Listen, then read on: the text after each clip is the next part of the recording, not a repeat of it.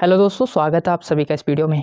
आज से हम संविधान की एक सीरीज स्टार्ट कर रहे हैं जिसमें हम संपूर्ण संविधान का रिवीजन करेंगे।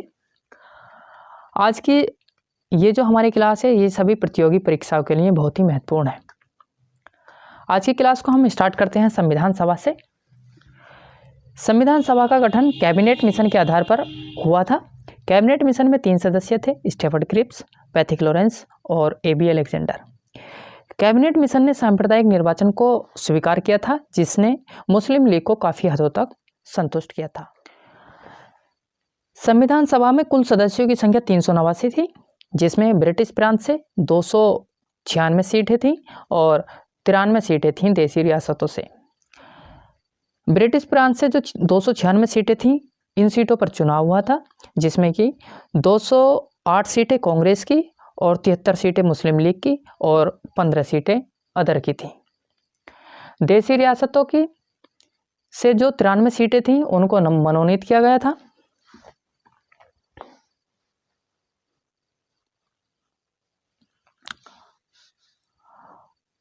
और भारत स्वतंत्रता अधिनियम 1947 के बाद संविधान सभा का पुनर्गठन किया गया, जिसमें टोटल सदस्यों की संख्या 299 थी।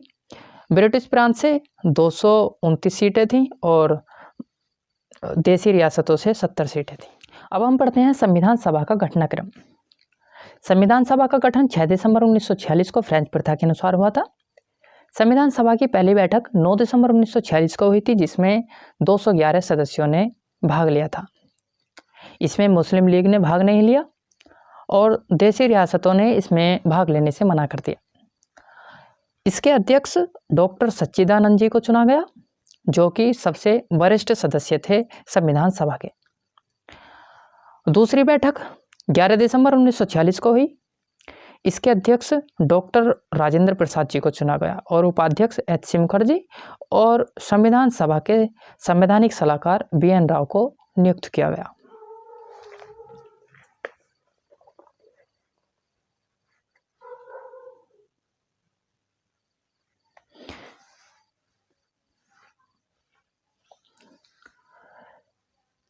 संविधान सभा की तीसरी बैठक 13 दिसंबर 1946 को हुई। इस बैठक में जवाहरलाल नेहरू ने उद्देश्य प्रस्ताव प्रस्तुत किया। संविधान सभा ने उद्देश्य प्रस्ताव को 22 जनवरी 1947 को अपनाया।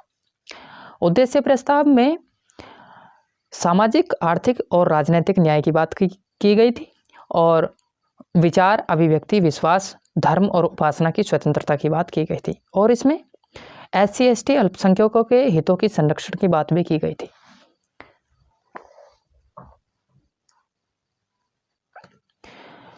संविधान सभा की कुछ महत्वपूर्ण समितियां थीं, जिसमें कुछ बड़ी समितियां थीं और कुछ छोटी समितियां थीं, जिसमें हम प्रमुख समितियां पढ़ते हैं। पहली समिति हमारी संघ संविधान समिति, जिसके अध्यक्ष थे पंडित जवाहरलाल नेहरू। दूसरी थी हमारी संघ शक्ति समिति, इसके अध्यक्ष थे पंडित जवाहरलाल नेहरू। तीसरी समिति प्रांतीय संविधान समिति, इसके अध्यक्ष थे सरदार पटेल। और चौथी समिति हमारी नियम प्रक्रिया समिति, इसके अध्यक्ष थे राजेंद्र प्रसाद जी। और पांचवी समिति आती है हमारी संचालन समिति, इसके अध्यक्ष डॉक्टर राजेंद्र प्रसाद। और छठी समिति थी हमारी देशी रियासतों से वार्ता संबंधी समिति, इसके अध्यक्ष थे हमारे पंडित जवाहरलाल नेहरू। और सातवीं समिति आती है हमारी परामर्श समिति, इसके अध्यक्ष थे सरदार पटेल। और सातवीं समिति में हमारी 2 समितियां और आती हैं, मौलिक अधिकार संबंधित समिति, जिसके अध्यक्ष थे हमारे जे.बी. कृपलानी। और एक इसके अंतर्गत आती है दूसरी समिति अल्पसंख्यक मामलों से समिति, उसके अध्यक्ष थे एच.सी. मुखर्जी। और इन बड़ी समितियों में हमारी एक आती है प्रारूप समिति, जिसके अध्यक्ष थे बी.आर. अम्बेडकर। पढ़ते हैं हम प्रारूप समिति को।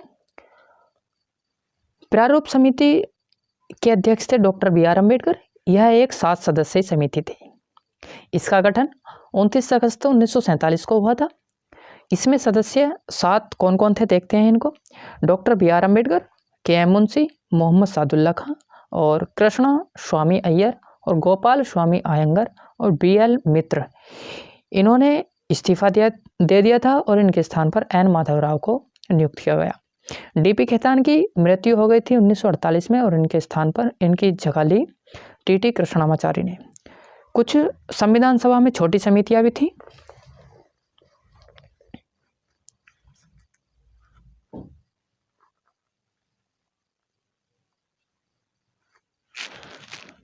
कुछ संविधान सभा में छोटी समितियां भी थी, जैसे कि स्टाफ समिति, इसके अध्यक्ष थे राजेंद्र प्रसाद।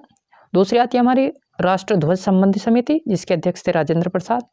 और आती है हमारी क्रेडेंशियल समिति, जिसके अध्यक्ष थे अल्लादी कृष्णा स्वामी अय्यर। और एक थी हमारी नागरिकता हेतु समिति, और दूसरी हमारी सर्वोच्च न्यायालय हेतु समिति। इन दोनों के अध्यक्ष थे एच वरदाचारी। और एक आती है हमारी भाषा संबंधी राज्यों से संबंधित समिति थी, इसके अध्यक्ष थे एस के धर। और दूसरी आती है हमारी संविधान के वित्तीय प्रावधानों से हेतु संबंधित समिति, इसकी अध्यक्ष थी नलिनी रंजन सरकार। और अगली समिति आती है हमारी प्रेस दीर्घा समिति, इसके अध्यक्ष थी उषा नाथ सेन। एस वरदाचारी, एस के धर और नलिनी रंजन सरकार संविधान सभा की सदस्य नहीं थी, फिर भी इन्हें इन समितियों का अध्यक्ष चुना गया। अक्टूबर 1948 में प्रारूप समिति ने अपना पहला प्रारूप संविधान सभा के समक्ष प्रस्तुत किया। इसके 3 वाचन हुए। पहला वाचन था 4 नवंबर से 9 नवंबर 1948 तक। दूसरा वाचन था 15 नवंबर 1948 से 17 अक्टूबर 1949 तक। तीसरा वाचन 14 नवंबर 1949 से 26 नवंबर 1949 तक चला।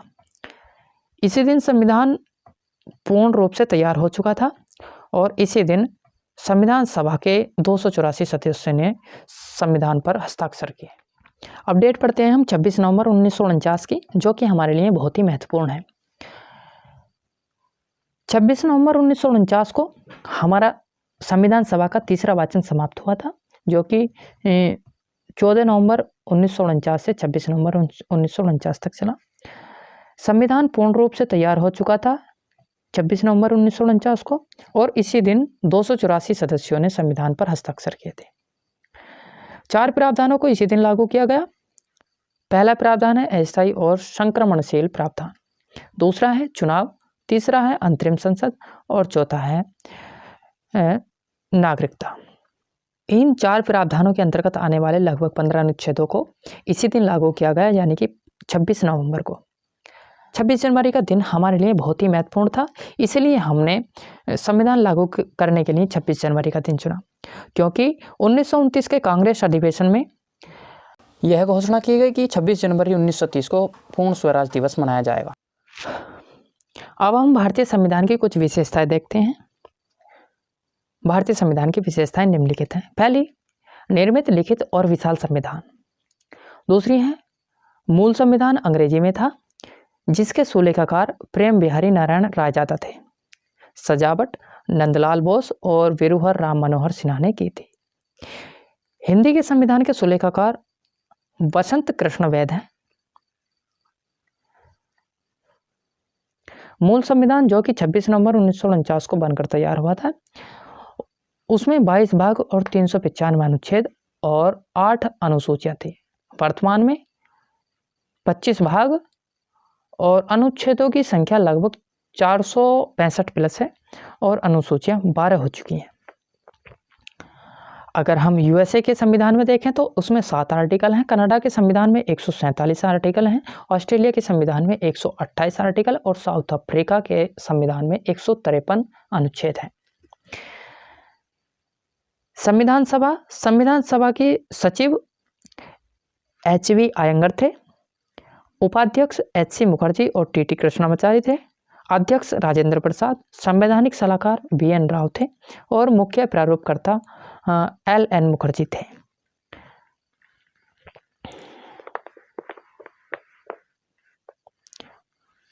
मूल प्रस्तावना के सुलेखाकार प्रेम बिहारी नारायण रायजादा थे और इसकी सजावट राम मनोहर सिन्हा ने की।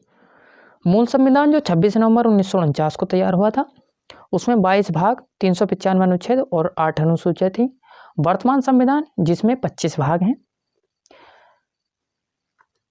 7वां भाग 7वें संविधान संशोधन 1956 के द्वारा हटाया गया था। 42वें संविधान संशोधन 1976 द्वारा जोड़ा गया, जो कि अनुच्छेद 51 क में है। इसमें हमारे मौलिक कर्तव्य जोड़े गए। 14 के 42वें संविधान संशोधन 1976 द्वारा जोड़ा गया, जो हमारा 323 आर्टिकल कैसे ख तक है। 9 के 74वें संविधान संशोधन 1993 में जोड़ा गया और 9 ख 97वें संविधान संशोधन 2011 में जोड़ा गया।